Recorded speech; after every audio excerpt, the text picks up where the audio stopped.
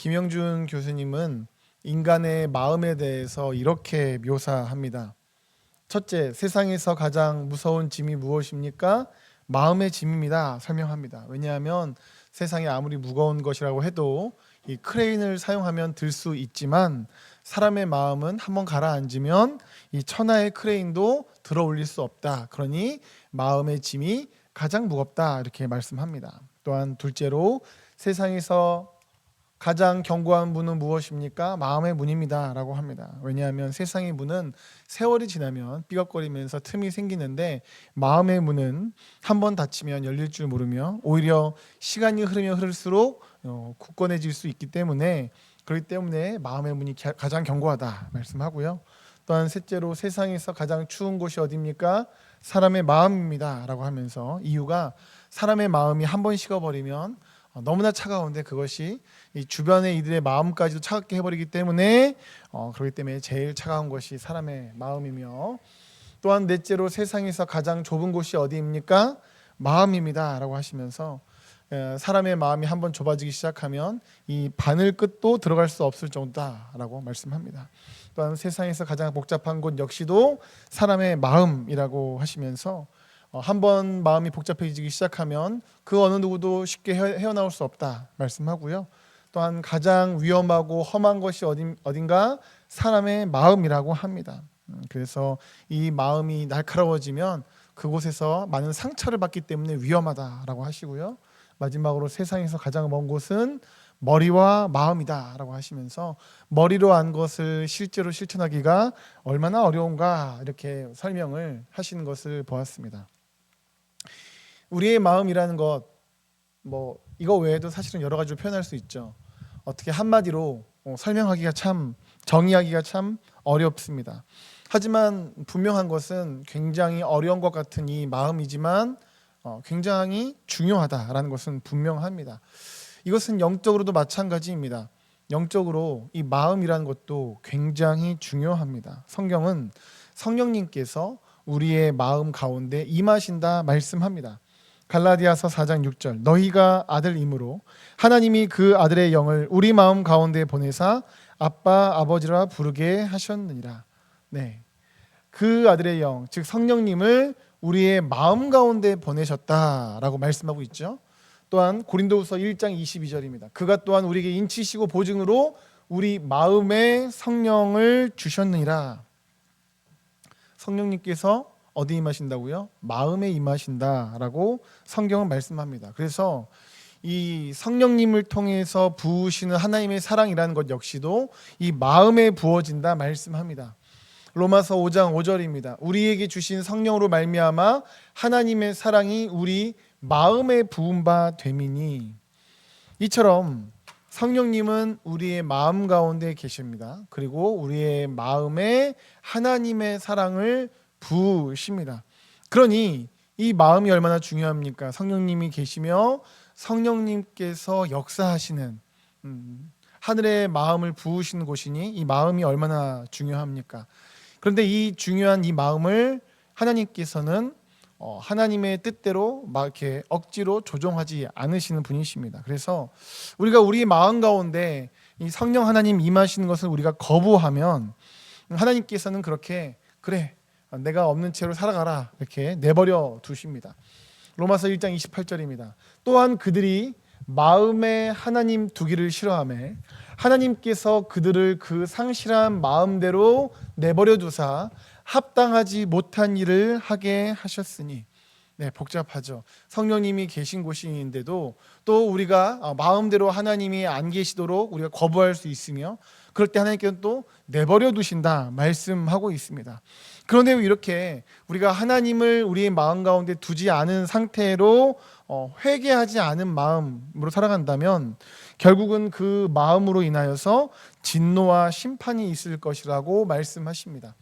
로마서 2장 5절입니다. 다만 너의 고집과 회개하지 아니한 마음을 따라 진노의 날 곧 하나님의 의로우신 심판이 나타나는 그날에 임할 진노를 너에게 쌓는도다.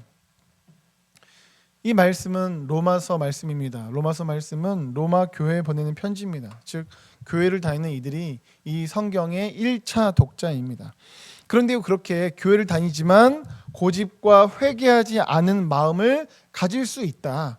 그리고 그것은 하나님의 진노를 쌓는 것이다 라고 말씀하고 있습니다. 그렇습니다. 교회에 소속되어 있다, 교회를 다닌다고 무조건 다 마음에 하나님 모시고 있는 것이고 회개한 마음은 아니라는 것이죠.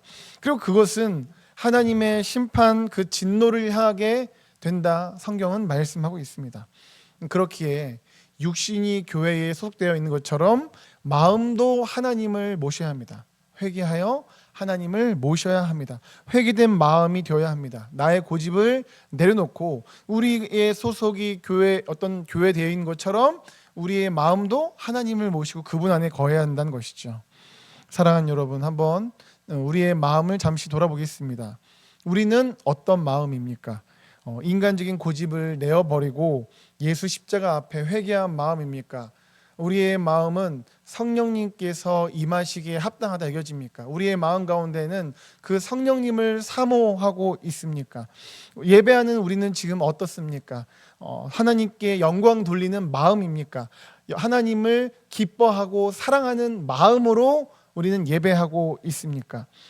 우리가 교회에 속해 있고 예배라는 행위를 하고 있다 할지라도 우리의 마음이 하나님을 사모하며 기뻐하며 영광 돌려야 한다, 그 마음이 되어야 된다라는 것을 우리는 잊어서는 안 될 것입니다.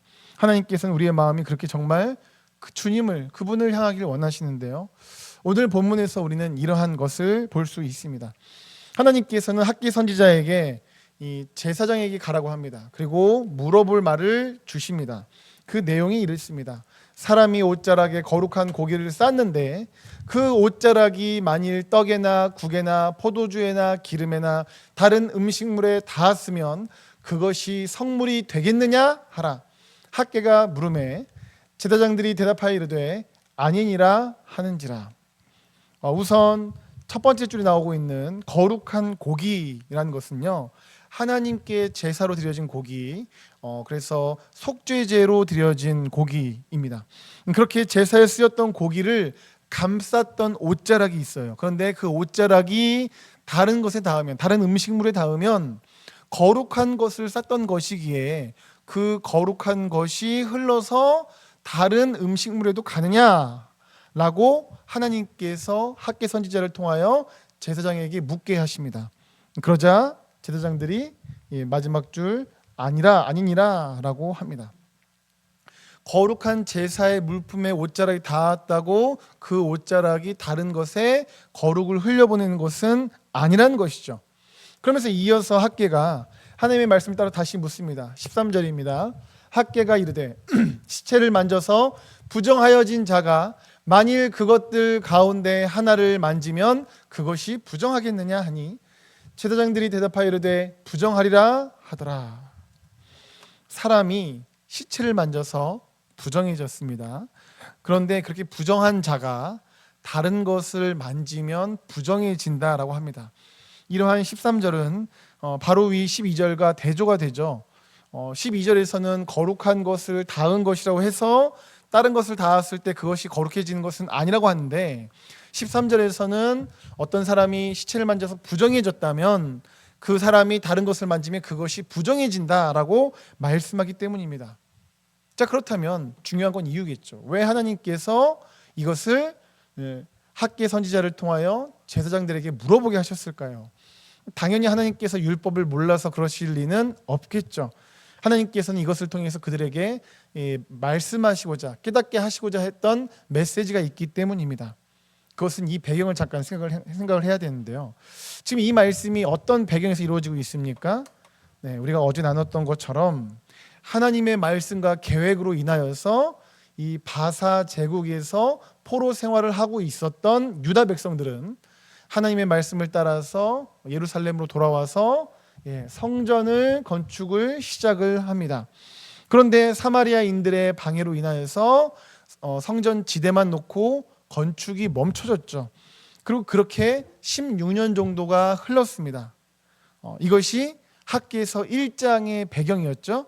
그래서 학개서 1장에서는 그렇게 무한정 미루면서 하나님 말씀에 불순종하던 유다 백성들을 향해서 하나님께서는 다시 성전 건축하라 말씀하시고, 그래서 1장 마지막에서는 성전 건축을 시작합니다. 그리고 나서 학개서 2장이 시작되죠. 성전 건축하던 유다 백성들은 성전에 보잘것없음으로 인해서 깊은 실망감에 빠져 있었습니다. 그래서 하나님께서는 그 성전에 놀라운 영광을 주실 것이라고 말씀합니다. 학개서 2장 9절입니다. 이 성전의 나중 영광이 이전 영광보다 크리라. 만군의 여호와의 말이니라. 내가 이곳에 평강을 주리라. 만군의 여호와의 말이니라. 이렇게 놀라운 영광 주실 것이라고 말씀하셨던 것이 이제 건축한 지 27일째 되는 때에 이 말씀을 주셨던 겁니다. 그리고 오늘 본문은 건축한 지 3달 되었을 때에 있던 일입니다. 본문 10절 보시면 바로 다음 말씀이죠. 다리오 왕 제2년 9째 달 24일에 라고 말씀하고 있습니다. 성전 건축은 6월 24일 날 했습니다. 이 날짜는 9월 24일입니다. 그러니까 딱 3개월 이제 지난 것이죠. 한 달 안 되었을 때에는 유다 백성들 마음 가운데 보잘것없음으로 인해서, 성전에 보잘것없음으로 인해서 실망감이 있었죠. 그런데 그때 받았던 응답이 뭐였습니까? 엄청난 영광을 누릴 것이다. 이전 영광보다 클 것이다 라고 하면서 엄청난 영광을 줄 것이라고 말씀하셨죠. 그러다 보니까 그 응답 받고 이제 3개월이 지났어요. 그러다 보니까 성전 건축에 대한 그들이 자부심이 가득했던 것 같습니다. 그래서 자신들이 아주 거룩한 성전을 짓고 있기 때문에 자기들은 지금 굉장히 대단한 존재, 거룩한 성전을 짓는 거룩한 존재라고 스스로들을 여겼던 것 같습니다. 그래서 하나님께서는 그러한 이들에게 이 말씀을, 제사장에게 율법을 물어보라고 하신 거예요. 그래서 이 11절부터 이 13절 말씀을 통해서 결국은 어떤 것을 말씀하셨느냐? 거룩한 곳은 다른 곳에 닿아도 거룩해지지 않지만 부정해진 사람은 다른 무언가를 만지면 부정해진다라는 메시지를 그들에게 주신 거죠. 근데 지금 어떤 상황이라고요? 거룩한 성전을 짓고 있는 그들의 상황에서 주시는 메시지입니다. 어떤 의미가 있겠습니까? 이것이 지금 거룩한 성전을 짓고 있는 유다 백성들에게 하시는 말씀이라면, 이것은 너희가 거룩한 성전을 짓는다고 너희가 거룩해지는 것이 아니다. 오히려 너희가 부정하기 때문에 너희가 짓는 그 성전이 부정해진다라는 것을 우리는 이 말씀을 통해서 볼 수 있어야 할 것입니다. 그래서 이어지는 말씀을 보시면 14절 말씀입니다. 13절까지 나왔죠. 14절. 이에 학개가 대답하여 이르되 여호와의 말씀에 내 앞에서 이 백성이 그러하고 이 나라가 그러하고 그들의 손의 모든 일도 그러하고 그들이 거기에서 드리는 것도 부정하니라 말씀하고 있습니다. 그렇습니다.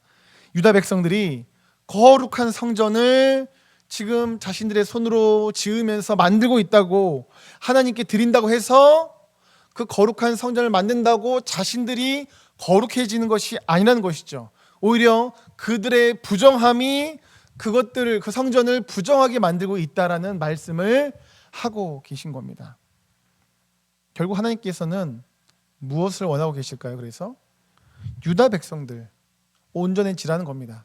유다 백성들 지금 죄 가운데 있지 말고 부정 가운데 있지 말고 너희가 지금 거룩을 향해 나가야 한다라는 이 말씀을 하시는 것이죠. 그렇다면 유다 백성들의 문제가 무엇일까요?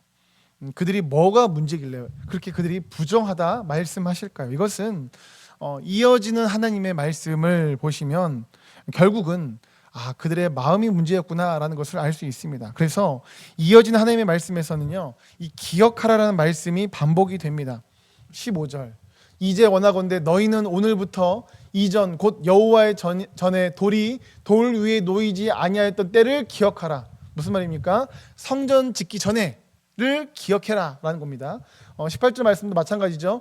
너희는 오늘 이전을 기억하라. 9째 달 24일 곧 여호와의 성전 지대를 쌓던 날부터 기억하여 보라 라고 하면서 그 이전을 기억하라고 말씀하셔요. 그렇다면 대체 그 성전을 짓기 전에는 어땠길래 말이죠. 그때는요, 열심히 이스라엘 백성들이 수고를 해도 거두지 못했습니다. 심어도 거두지 못하는 때, 그때가 바로 성전을 짓기 전 그들의 모습이었습니다. 19절 말씀 보시면 곡식 종자가 아직도 창고에 있느냐, 포도나무, 무화과나무, 석류나무, 감람나무에 열매가 맺지 못하였느니라. 나무가 있어도 결실을 거두지 못하는 상태, 수고해도 결실이 없는 상태, 이것이 바로 성전 짓기 전에 그들의 상황이었습니다. 그런데 하나님께서는 그러한 그들에게 이렇게 말씀하십니다. 그러나 오늘부터는 내가 너희에게 복을 주리라.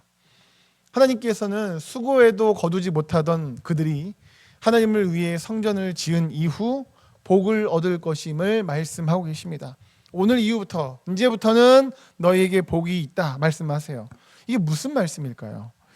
그러니 유다 백성들아, 결국은 나 여호와를 기대하라라는 겁니다. 지금까지 힘들었지, 지금까지 해도 잘 안 됐지, 나 여호와를 기대해라 라고 말씀하시면서 그 기대 정도가 어디까지 올라갈지를 이어지는 말씀에서 말씀해요. 그래서 하늘과 땅을 진동시키며 결국은 학계에서 제일 마지막에서는 결국은 메시아의 도래에 대해서 말씀하고 있습니다. 그러니까 하늘과 땅을 진동시키며 구원자를 보내시는 말씀을 주심을 통하여 결국은 하나님께서는 이스라엘 백성들이 기대를 할 것, 그 기대의 정도는 단순히 잘 풀리는 정도가 아니라 하늘과 땅이 진동을 하며 결국은 모든 것의 구원자 되시는 메시아가 오실 것을 향해서 눈을 들도록 하나님께서는 말씀하고 계십니다. 이러한 하나님의 말씀을 통해서 알 수 있는 것이 무엇입니까? 유다 백성들은 지금 어떤 상태라고요? 기대가 없었던 겁니다. 하나님을 향해서 기대가 없었어요. 그저 그들은 하나님께서 명령하셨기에 그것을 따름으로 성전을 건축할 뿐, 그 하나님을 기대함으로, 구원하시는 하나님을 기뻐함으로 성전을 건축했던 것은 아니라는 겁니다.